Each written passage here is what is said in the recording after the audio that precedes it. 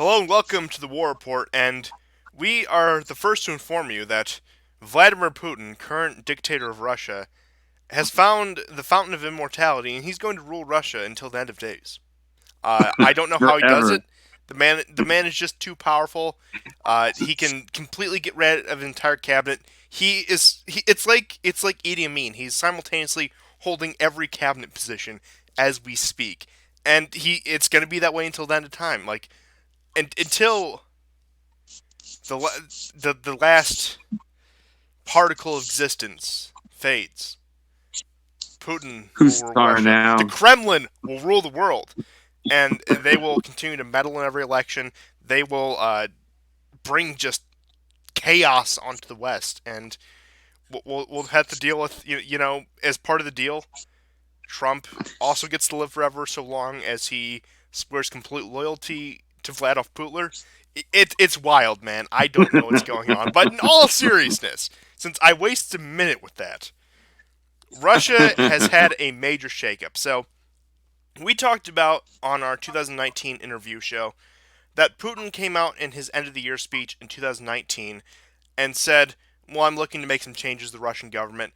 I want to make some constitutional amendments, change the power structures between president, parliament, and prime minister." And everyone just took it for what it was, a press conference. But he actually went through with it just this week, and as a result, all ministers resigned or were forced to resign. We'll get into that later.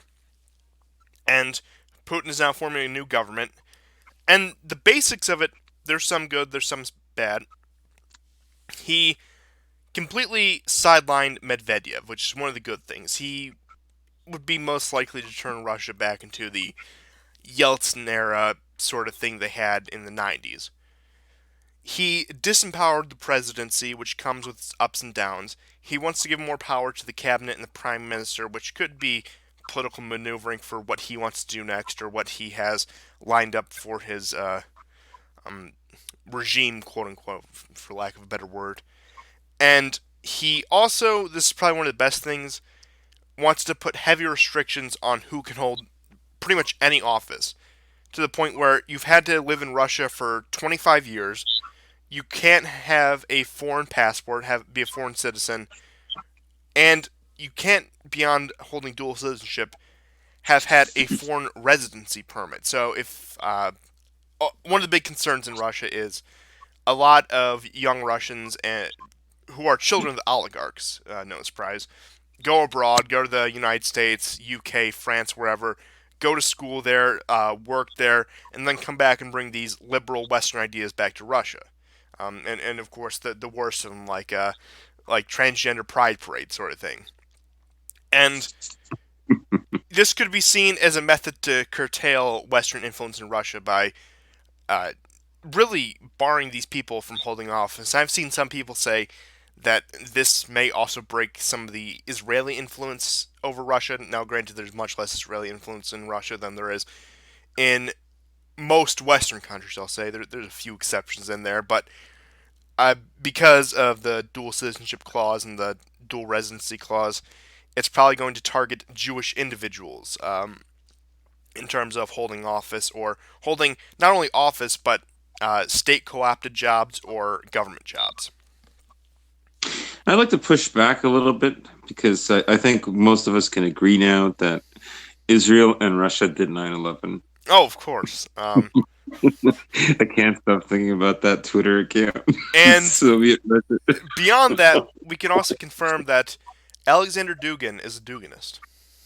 Yes, yes. The hottest takes. Join us for the next hour or a little more. I had always hoped that Russia would do this. I remember back in 2014 when the crisis in Ukraine was peaking.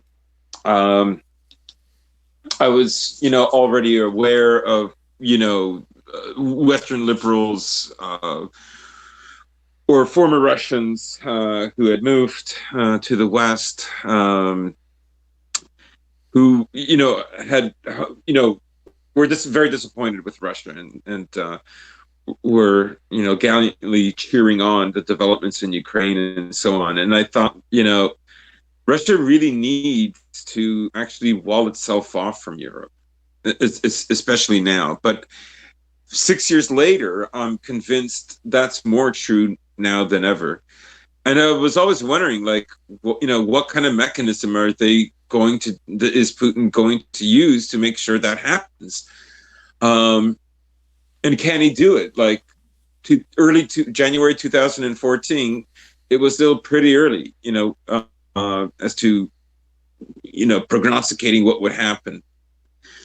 And I'd spoken to Russians about how that might happen and so on, and nobody actually thought of of what Putin just did, but asking the entire cabinet to resign and to fill it up with new people, a new prime minister.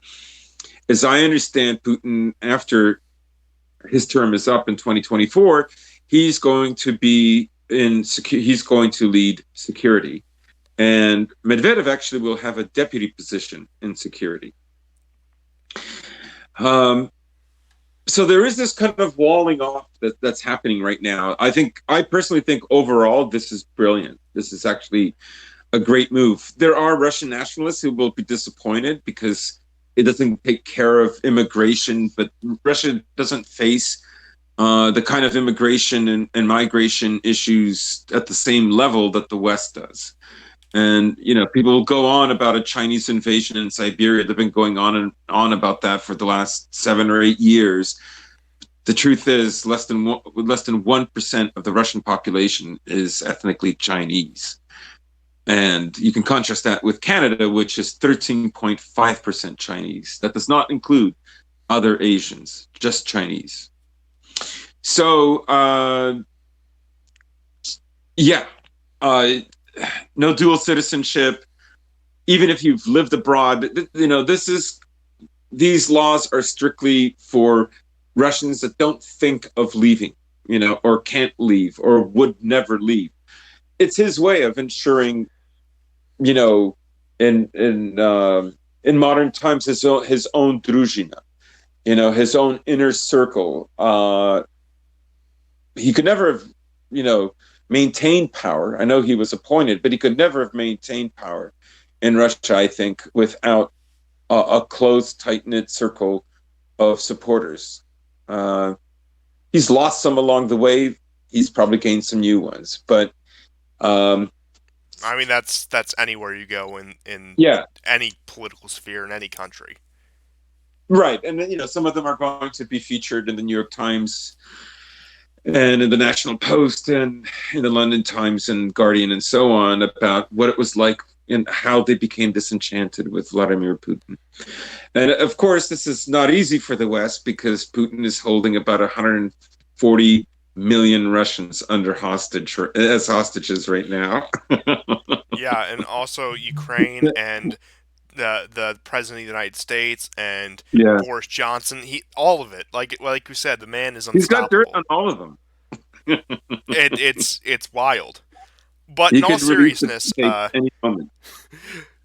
what Putin is planning on doing with the State Security Council is pretty much exactly the same thing Nazarbayev did in Kazakhstan. He ruled Kazakhstan for Yes. about 20 years, so honestly, probably used them as a model as a large former Soviet republic with a similar political trajectory over the past 20, 30 years. So I wouldn't be Mm-hmm. surprised if there was some crossover or even direct contact saying, hey, Nazarbayev, how did you do this? Now, probably not like that exactly, but there probably was contact from the Russian and Kazakh government, or at least some observation.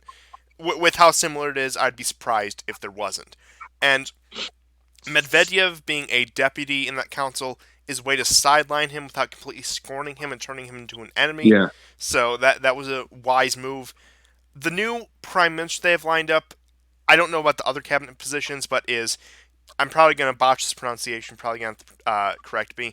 Matushkin, who has run the Russian tax service for about the past 10 years, which I mean, his predecessors lasted like a year or two, so he was clearly successful at his job. Sort of a, I would almost call, I want to call him, desk jockey, for lack of a better term, where he's very technical, does the sort of clerical work, and is a behind the scenes figure, but can also manage a large country, as it were. Right, and and he's sort of right now, like if you look at the 2000s and onwards, he's the first successful minister of tax. Tax revenues in Russia have gone up. You know, there was a lot of tax evasion. You find that as almost like a feature in Eastern Europe is tax evasion. So, um, in a sense, you could look at this as the formalization of the state. That is, tax evasion was, you know, it was something that, let's say, the West did far more frequently 150 years ago, 250 years ago, 350 years ago, and so on and so on and so on. But when a state starts to settle in and institutions become more concrete, um, you know, the argument is also that there's a greater trust that begins to develop.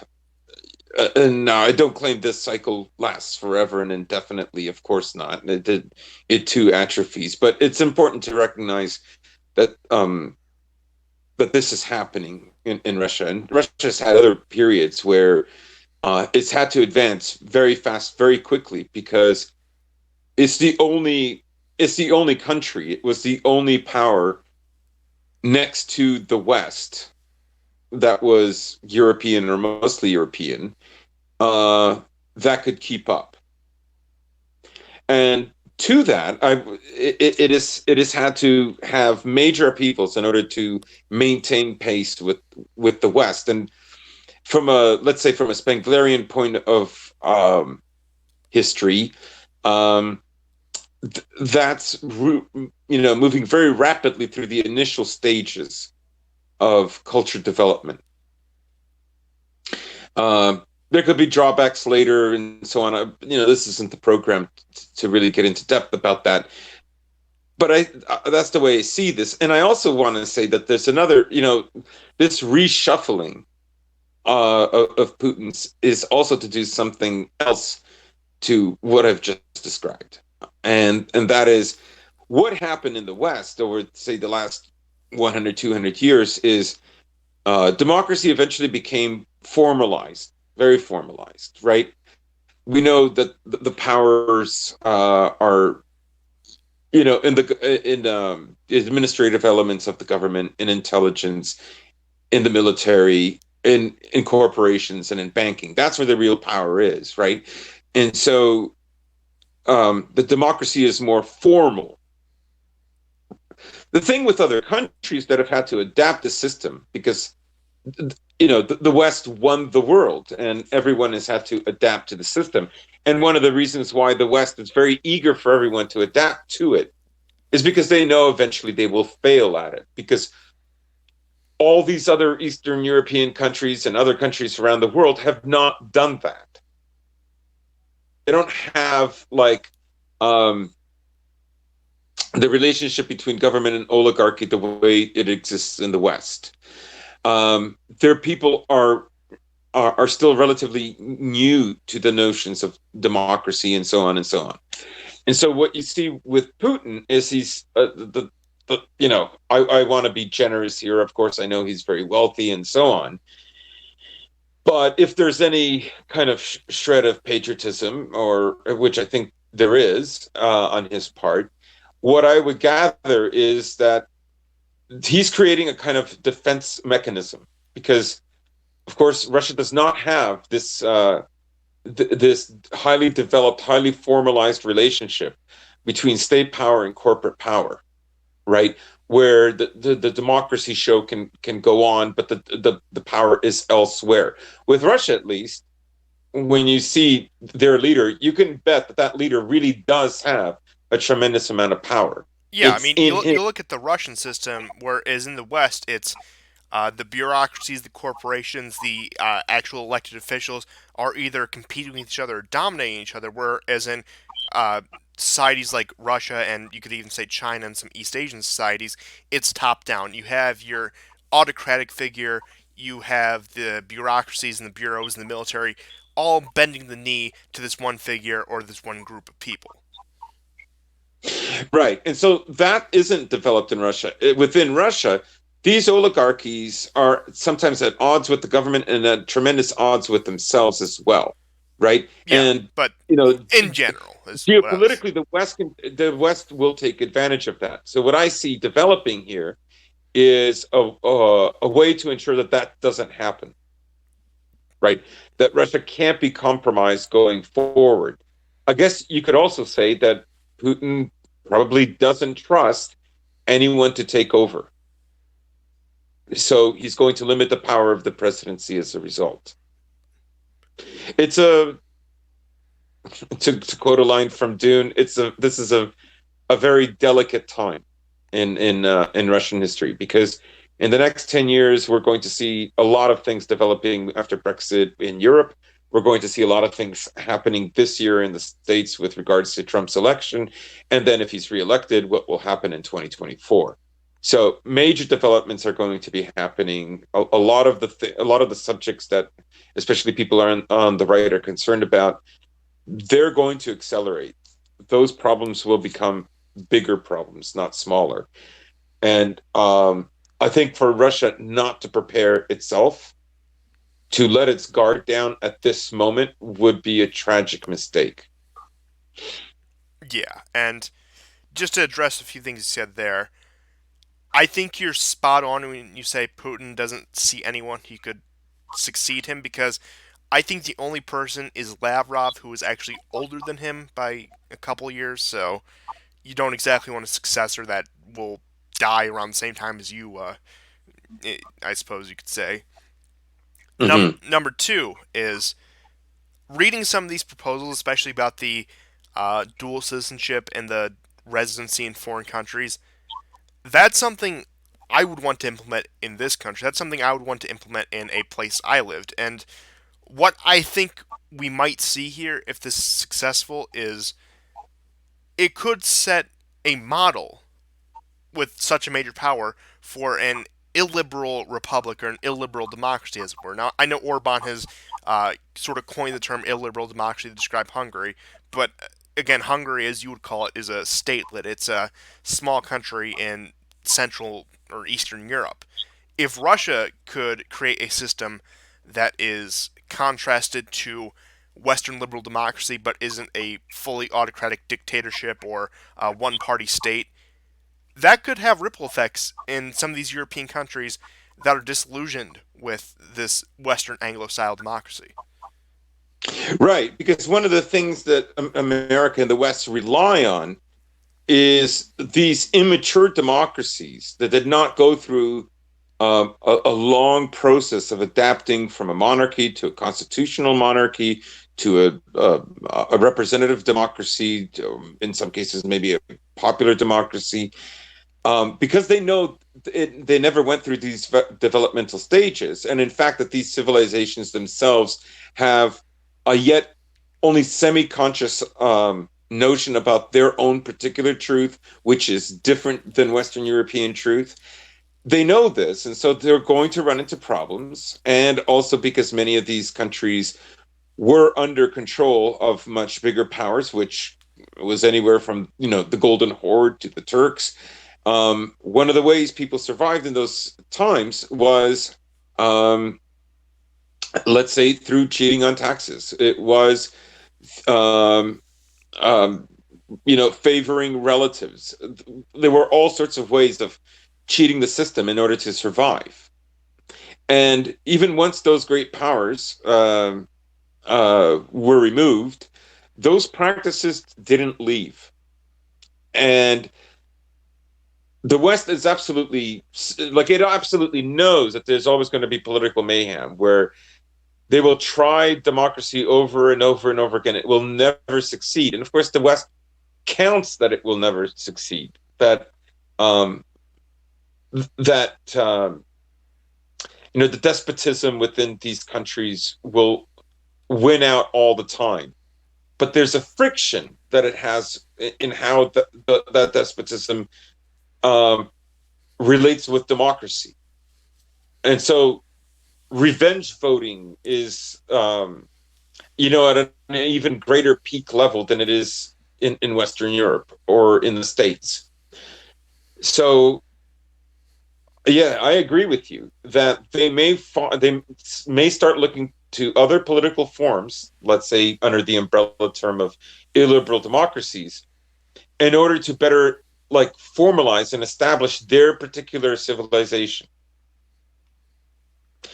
in order to not get sideswiped or either go down with the West or you lose their identity within the West, which you already see has happened. Like to a great degree, that's already happened in Britain. And if you watch, you know, films or TV from Britain in the 80s or 90s, it was in many ways a very different country than it is now.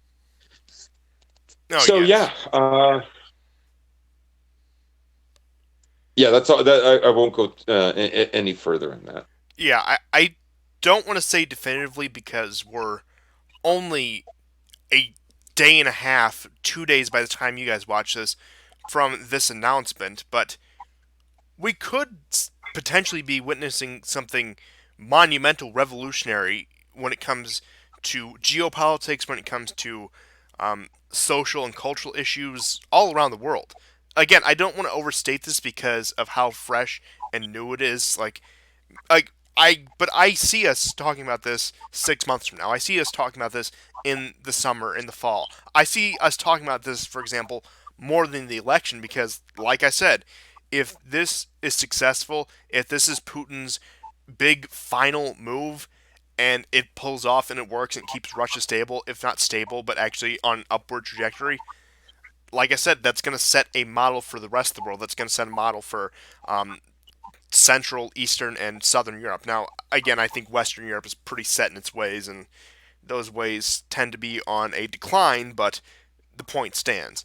And hell, I don't want to stretch too far, but even Africa and the Middle East, some of these countries, again, that are discontent with liberal democracy, but also don't want a dictatorship or autocracy or a one party state or any of these other systems that have all been tried, this may open the door to a completely new system, and it may be just that sweet spot, that balance to govern um, some of these non-Western societies. Mm-hmm.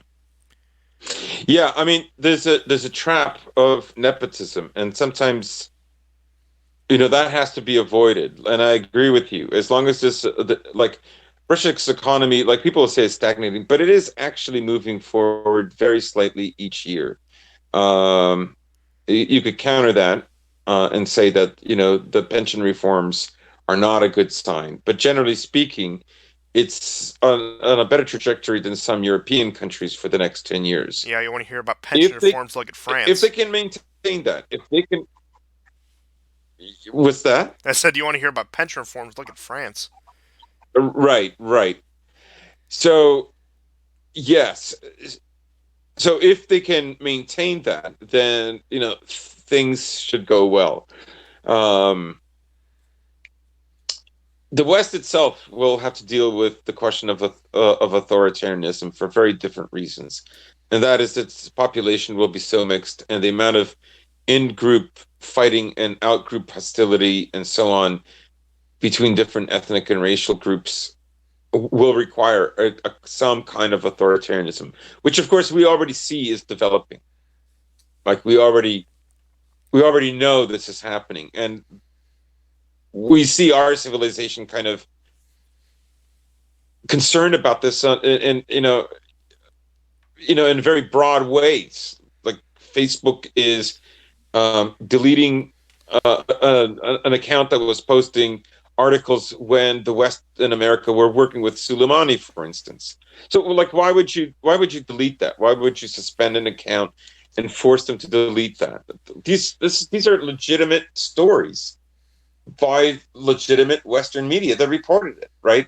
Because it's a contradiction, of course, right? So the West feels it's threatened on all sides, and because it's so broad, even things like this um, feel like a threat to its narrative and its so-called value structure. Yeah, even something as innocuous as, oh, the IRGC helped us kill some Taliban in 2002 is that they're in so much damage control mode, not only about foreign Yeah. policy things, but cultural things, political things, that they will crack down on that, even if it's from one of the trusted news sources that they cite, CNN, Fox News, New York Times, any of these outlets, that no, it can't stand. And you also want to get in the question of authoritarianism, not too much, but I look no further than the brewing Virginia debacle, since I have a feeling we haven't seen the end of that, not even No. close. But Mhm. um,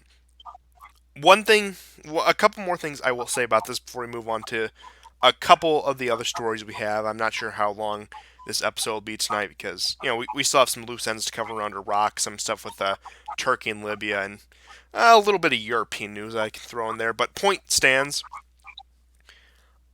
Putin, as you said before, yes, he has become wealthy from his time in office. It's almost inevitable. Almost all politicians do. But the point being is, I think if he were just some greedy, had no care for his nation or his people sort of figure, he would have been another Yeltsin. He would have been completely for integration with the liberal West. He would have been trying to sell off Russia's assets. Like I said, it would have he would have perpetuated the situation they were in the 90s if that was really the case.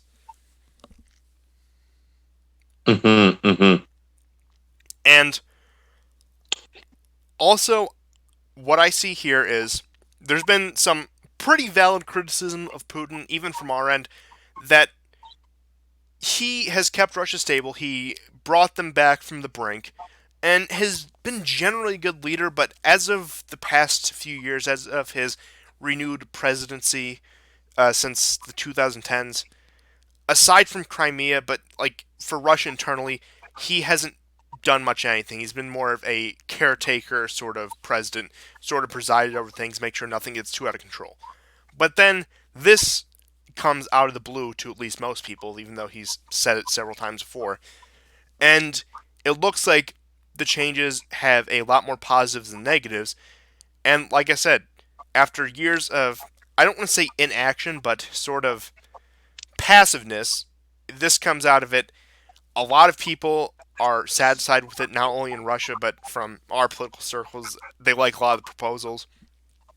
And if this is the last big thing he does, I think it would have been a success for not only his legacy, which his legacy is already secure just for how long he's been in office, but for, as I said, Russia as a nation and the broader implications that it can have as a model for other nations. Hmm. Yeah, very much so. I mean, it's one of the things I often think about that the West is going to feel like there's less and less time to deal with Russia. And it's going to get very critical in the next 10 years because after that point, I believe the West will have a much more difficult time should it choose to do something about Russia once and for all. And this is a strategic move. It's a defensive move, to be sure. It's a defensive move, but it ensures it's a block, and the West will not be able to penetrate. The only way things can go wrong is if the economy is dramatically affected and there's a resentment. Then you'll have like a sense of mistrust about the entire government. That Putin is this is the part where things can go very badly, where Russians will act like Ukrainians and think that Putin is responsible for everything. That's Yeah. the danger. And the second negative or black pill I'll give about this is what you said about the West, how they'll feel that the window of time to quote unquote deal with Russia is shrinking. I could see, especially depending on who's president after Trump, the West, the United States, putting the world in another Cuban Missile Crisis over this. Yes. Yeah, Uh, very much so. yeah, like I said, I've said for a while now, and I think it's ebbed and flowed depending on how things look in international relations. But I wouldn't be surprised if within the 2020s we had again another DEFCON 2 sort of eve of nuclear war situation on our hands, whether that be between the U.S. and Russia, which is more likely, or the U.S. and China, or whoever else. Right. I think, if we see China capitulate, I think you're going to see Russia scramble.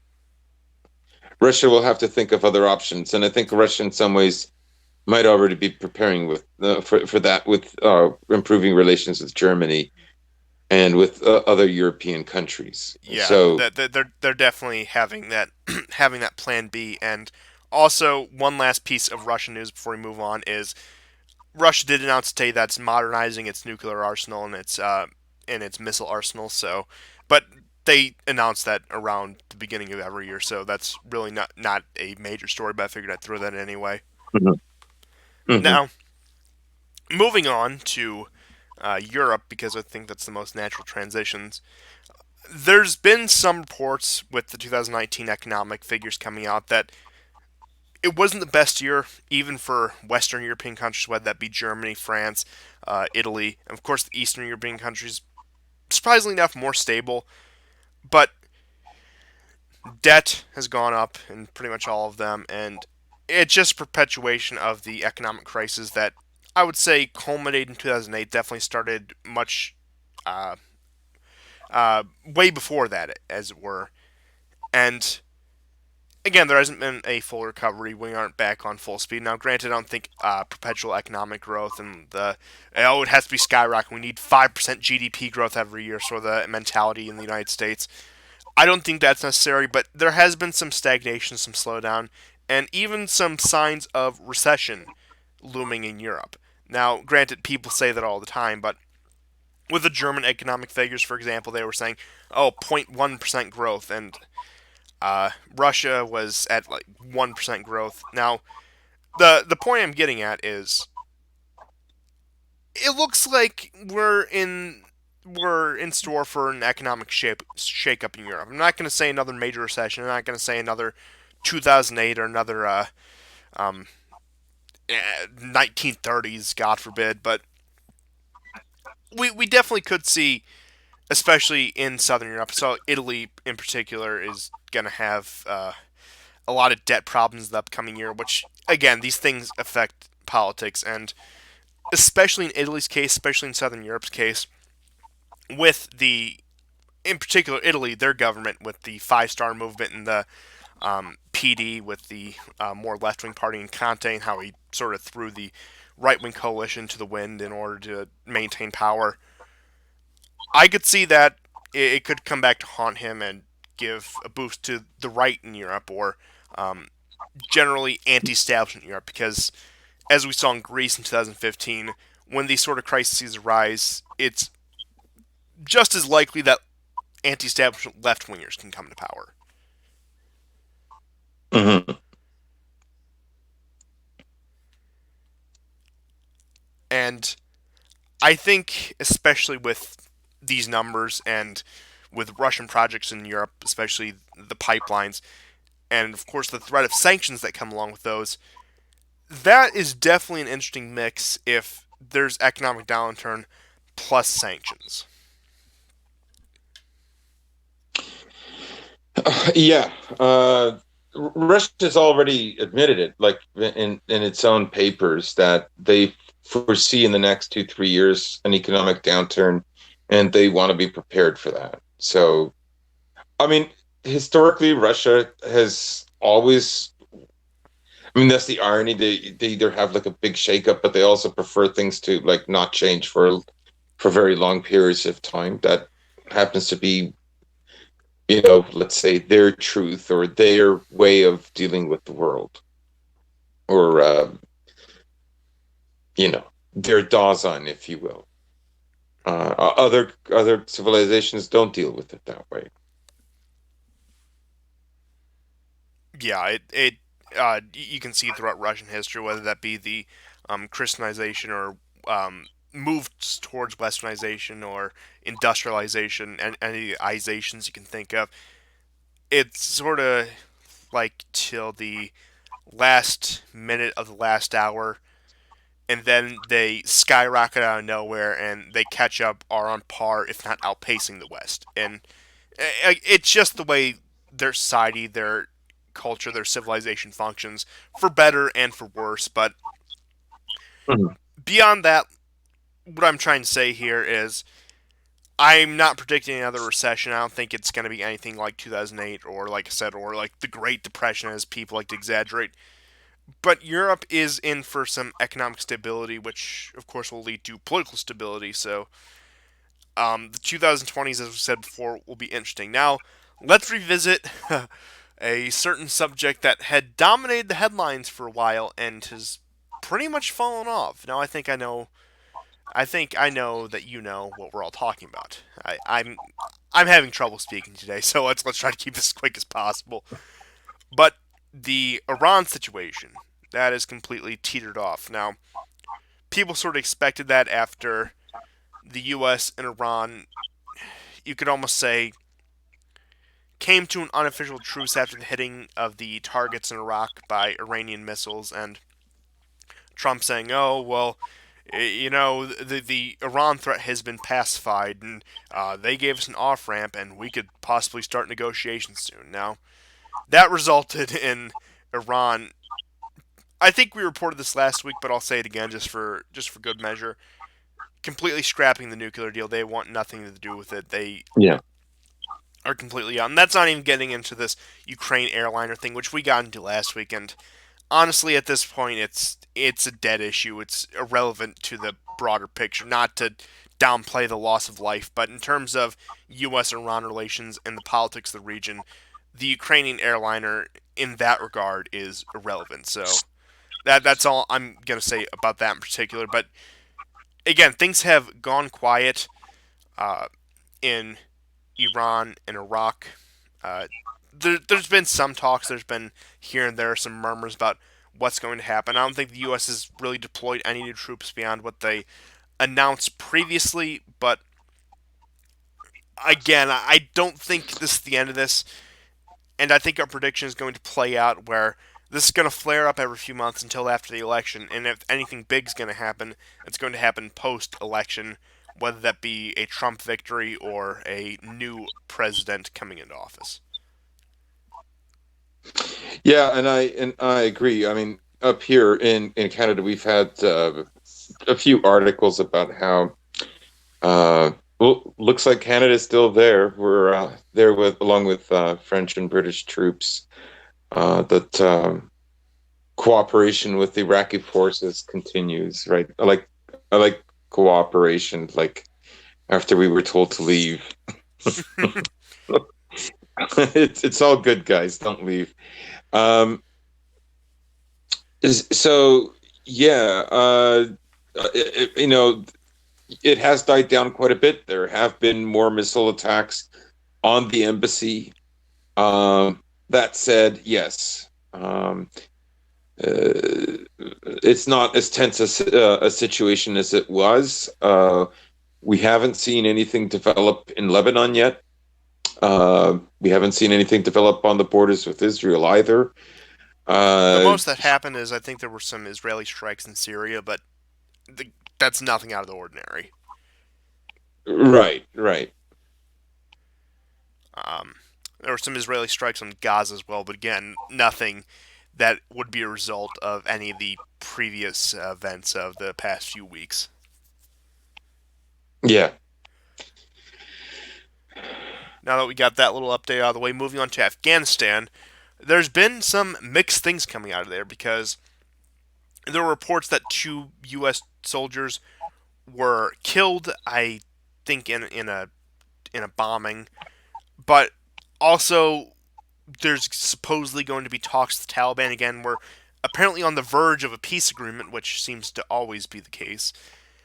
And throughout 2020, with a lot of states, a lot of nations giving their uh, sort of State of the Union sort of address, saying laying out their plan for the new year, it's pretty much the stated goal of all the major and regional powers, whether that be the United States, Russia, China, Pakistan, India, Iran, whoever, that peace in Afghanistan, uh, an end to the conflict is the primary goal of all these countries and the one shared interest that they all have. Now, granted, like I said, those are their stated goals.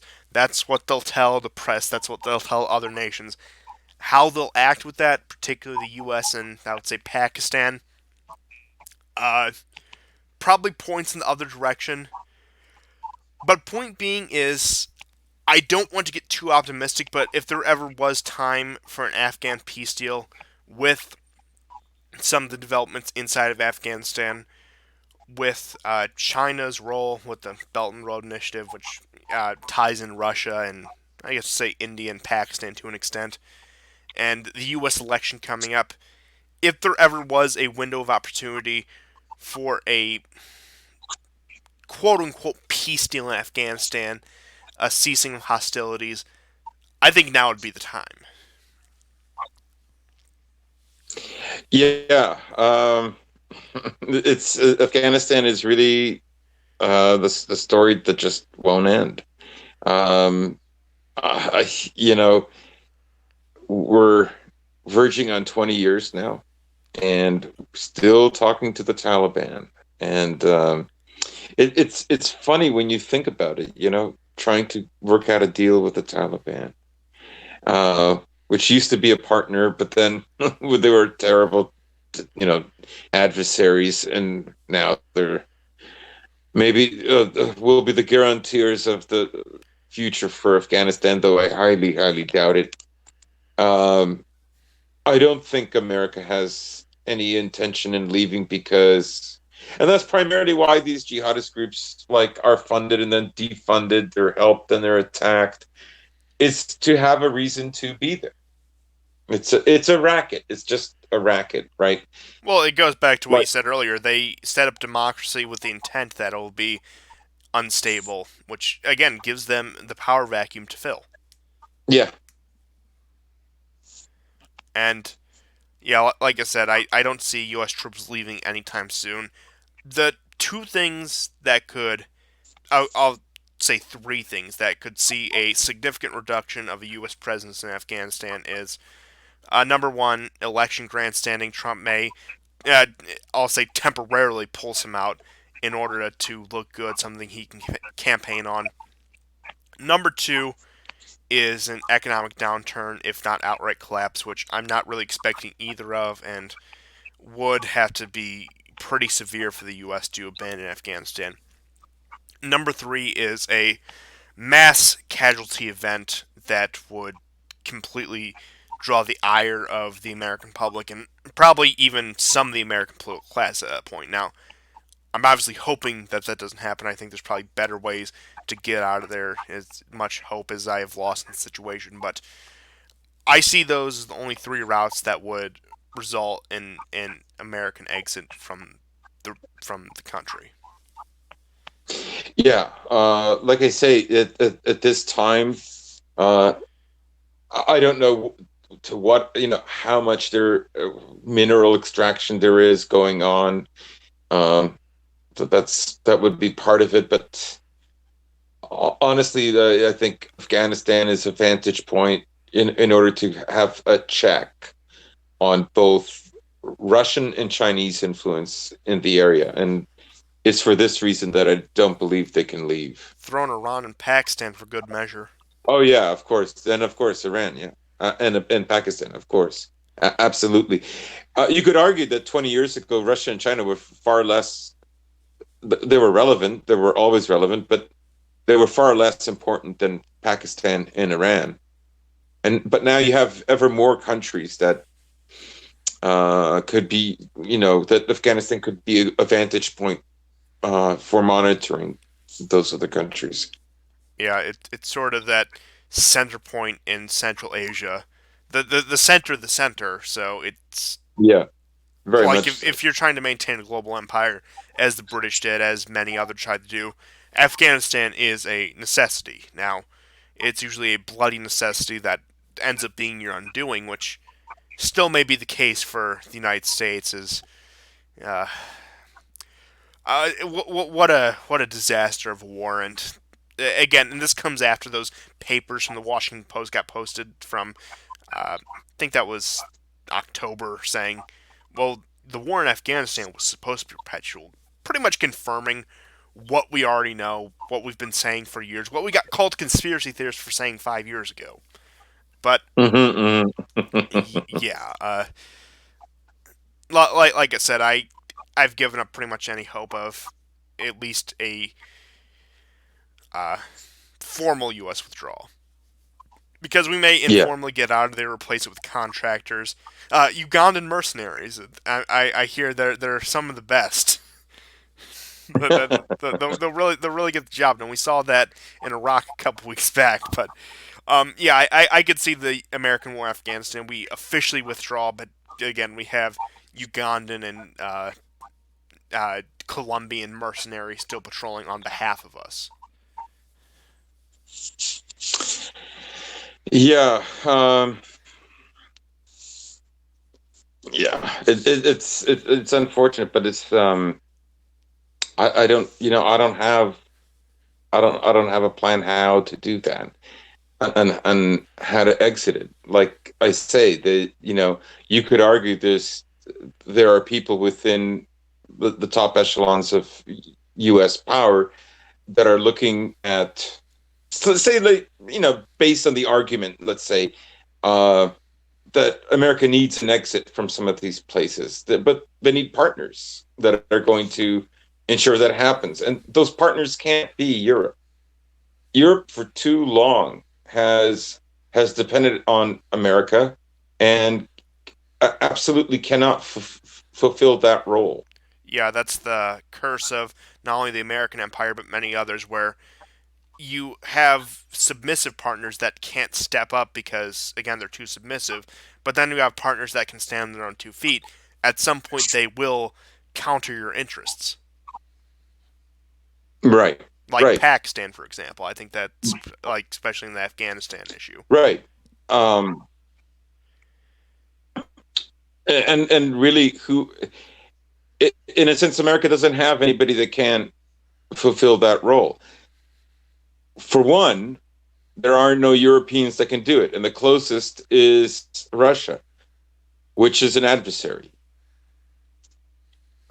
Now, it doesn't have to be that way, but I think there's too many in America that don't, that, like, again, it's this game of chess that's been going on with Russia and the West for centuries, right? It's why they will side with Turkey for a war over Crimea. It's why not all the time, but it's why that will happen. It's why Uh, Germany allowed Lenin to return to Russia. It's these sort of things. yeah. Uh, but I think the one key player we're missing all of this is I think India is going to sort out the situation. After all, they are a burgeoning superpower. And just as a side note to mention, Russia has proposed giving India a permanent seat on the Security Council, which I actually don't think is too bad of an idea. Now, let me be Hmm. clear: the UN is completely worthless. Its existence has no purpose. But if we're going to have a UN, if we're going to have a Security Council, I think it honestly makes sense for India to have a permanent seat on that. Yeah, I agree with you, because that is where the world is going. Yeah, there's sort of a counterbalance to the big three right now, which is the U.S., Russia, and China. They've had their agreements and disputes with all three just as equally. Mhm. How long are you going to, consider that the second most populous country in the world doesn't have a seat on the Security Council? Yeah, Like, nuclear that can't power go too. on forever. And yes, yes. And let's not forget that they have enormous populations within America, and even more so within Britain. So they're going to influence politics within Western countries as satellites outside of India proper. So, Uh, I think it'd really be funny, and I wouldn't too much oppose this either if, as a deal, because of course, Indian lobbies in the U.S. will want this, Indian lobbies in the West want this. Well, this is going to anger Pakistan, so might as well give Pakistan a seat too. Turn into the Big Seven instead of the Big Five, which there actually is a case that well, like I mean, Israel will be for it. yeah, That's something to consider too. Israel would be very happy to have India on board. Oh yeah.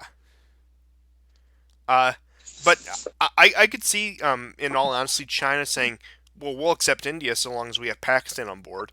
And I mean, you compare Pakistan with its Mhm. military capabilities to a country like, I think they're like 14th most powerful military, but in terms of their nuclear stockpile and their manpower and the sort of arms they field, they're on par with France or UK. So honestly, I wouldn't be surprised if within the next decade we see either India or both of them added. Right, and um, it's look, it's going to be a very interesting world in the next 10 years. I think we went through a transition period. Um, we're seeing that whether you know we like it or not, NATO is going to have to be reimagined. Um, America's role is going to have to be reimagined. Whether Trump meant it or not, he was kind of implying of a kind of like, America that remember got very wealthy based on tariffs that it had during the 20s that did very well after World War One and had many other instances where it had very good economic success, and that the he was going to bring back industry to the states and get out of like wasteful wars and so on and so on. I don't think that argument is going to go away. I think that argument is going to become even more profound, and this is one of the ways the world is I think going to continue to change in the next 10 years, and they're going to be looking for partners.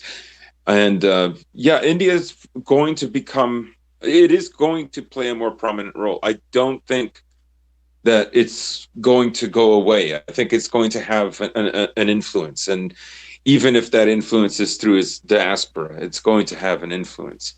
Maybe the only Western country right now, maybe with the exception of Britain, is France. You can see Macron. I could see Macron maybe making deals within the Middle East, aside from uh, American influence, because every major meeting that's happening right now, whether it's peace in Libya, whether it's peace in Syria, all of these talks are happening in Moscow. They're not happening in Washington. They're not happening in Switzerland. They're not happening in Berlin or London or Paris. Well, They're there's some all that's happening in happening. Turkey, Well, yeah, of course, but I'm but saying they're not of all the European capitals. They're happening in Moscow. now you're telling me Turkey isn't part of Europe? No, it's not. Well, I've been Give it back, Turkey. I've been misled. I've been severely misled in that regard. But yeah, I understand your point that a lot of these things are like happening in in Russia. And but moving on from that, I think you gave the perfect segue. Yeah. Turkey's intervention in Libya, as Southfront called it, an underwhelming invasion. There really hasn't been much. I mean, I know it's still a relatively new announcement, especially with how slow these things move on the world stage. But Turkey announces it's going to stand with the GNA. It's going to get involved in Libya, of course, with Russian consent and keeping diplomacy as a first option, so on and so forth. Things they always say. But uh, I don't think there's been any really major moving of a Turkish presence into Libya yet. Uh, the only thing I've heard is there have been 2,000 troops that were moved. The greater portion, about 1,300 or so, were moved a few days ago on the 13th. Some of them had a very bad day. Today there was 20 that were wiped out. Um, I don't know what his, I don't know what his end goal is. Like he may use Libya symbolically as an argument for Europe to deal with migration. I could I could see him doing that. After all, he has threatened to essentially release 3 million refugees into Europe. So, but it seems like an awful lot of investment. He did. Would he need an army to do that? Like, plus, okay, so he has the UN is backing this, but we kind of see that the UN has a less prominent role than, like, it doesn't have the prestige it once did. And part of the reason it doesn't is because basically, America. I mean, I understand it's an America project. Like, I see the UN as an American project. I don't see it as like a world project. Like, it's, how can I put it? In the way California is was always future America at different times within the 20th century, the UN is embodies the ambitions of America as a global power, as a superpower. But it's still an American project. Um, but that's lost its prestige ever since, uh, basically after the fall of the Soviet Union, the death of liberalism as an ideology, and so on. I would put it So, particularly at their inaction in Rwanda is when everyone started to really lose faith in them. yeah, I mean, the UN even played a role in the Korean War. Um, in any case, so I don't know what Erdogan's game plan is. Is this about oil? Is he going to use some kind of a sweet deal for migrants? Is he going to raise the prestige of the UN in the process too? I don't know. I mean, he's a capable politician, but I don't see any of that really panning out right now.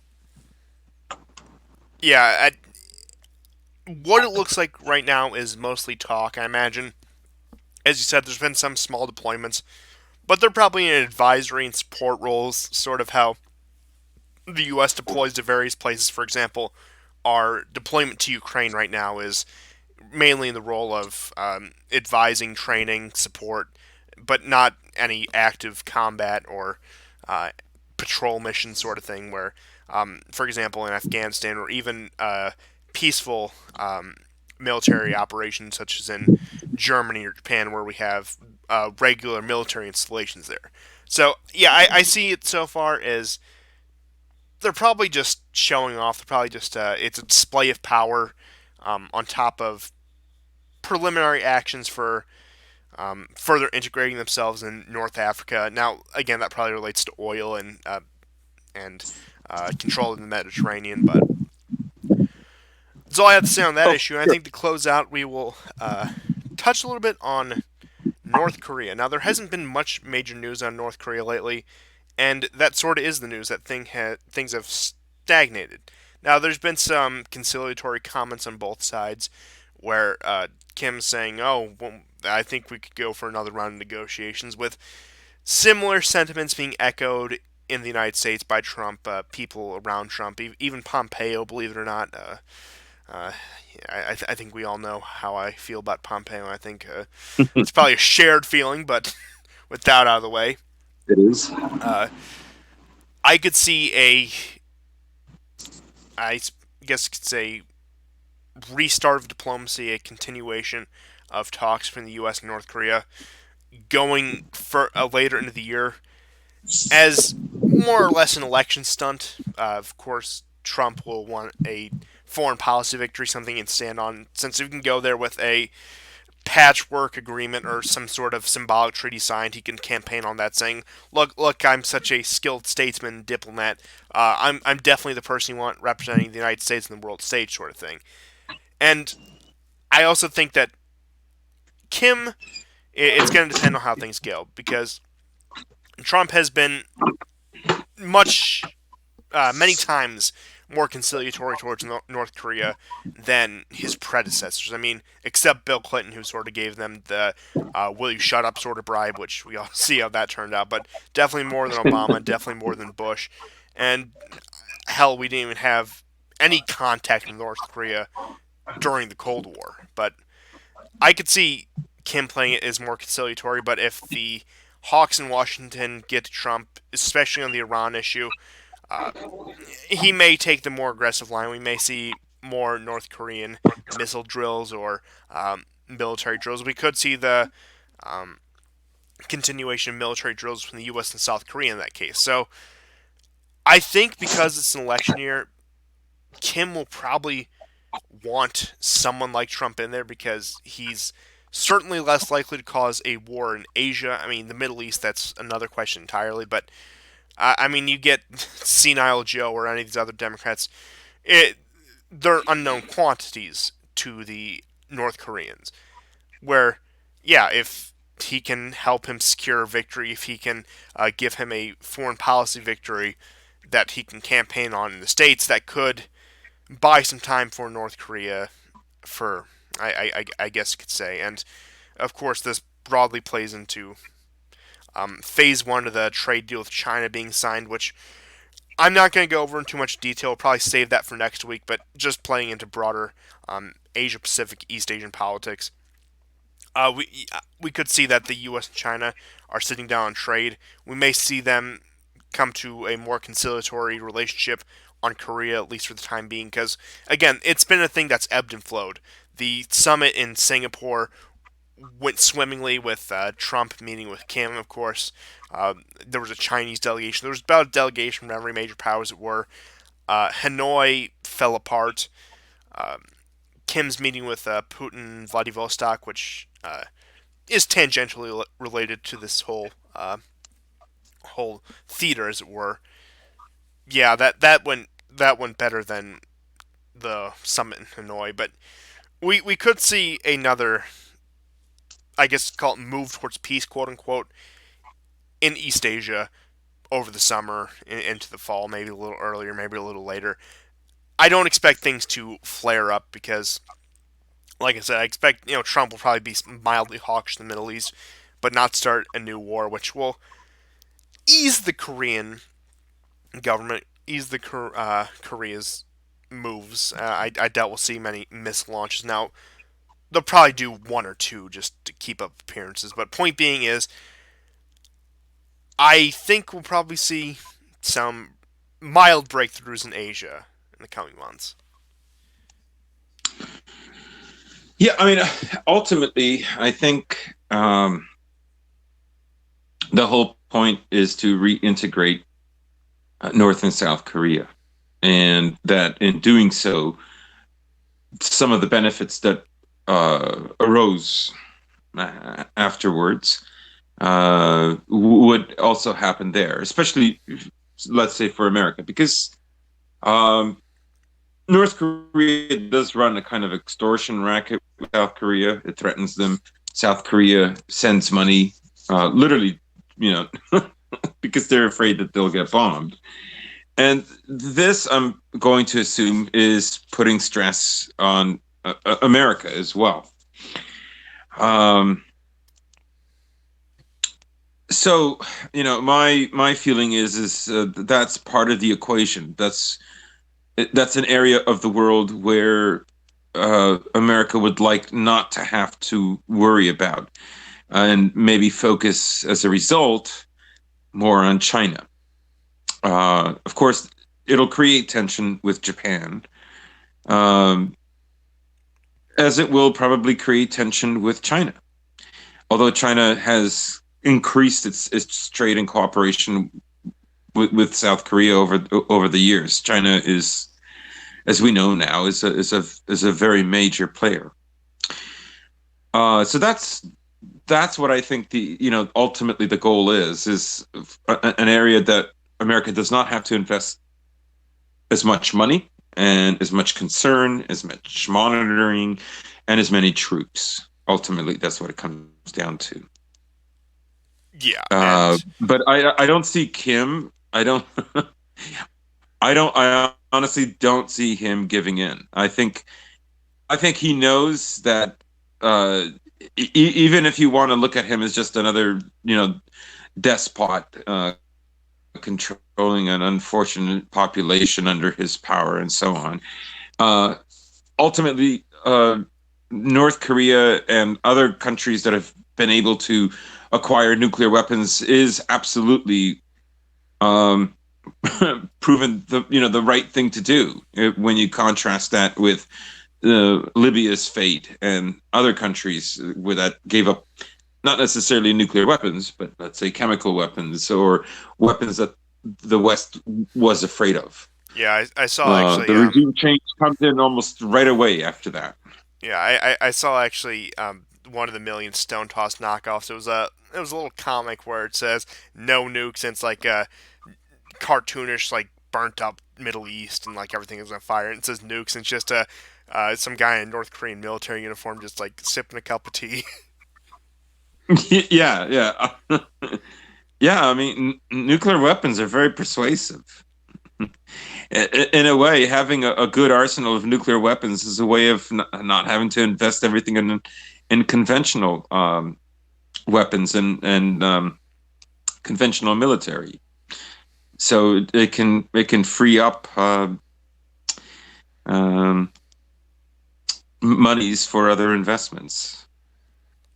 Yeah, but ultimately, I think you're right. I don't think Kim will give in. I think he'll allow another sort of warm and friendly handshake photo op sort of thing with Trump.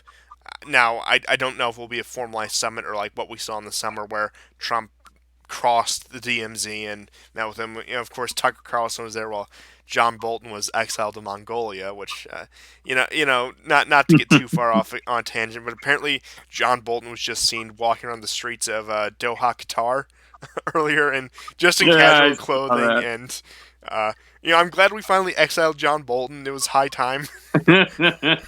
But that. that might convince me to vote for Trump again. He's gotten rid of the mustached menace. But Yeah. yeah, I think the point stands. And uh, also one last thing I will mention. Apparently, there was a deal between India and the Philippines involving sales of missiles, which of course a lot of Indian missiles are co-developed with Russia. So we could see the Philippines using Russian design and Indian made missiles to counter China. And I think that one scenario just encapsulates the absurdity of geopolitics. Very much so.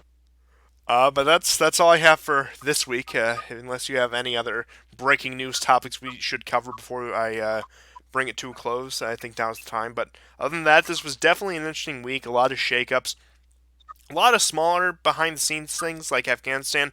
A lot of people aren't paying attention to, and kind of some funny moments with how the Iran thing has completely fallen off the radar of most people, including us.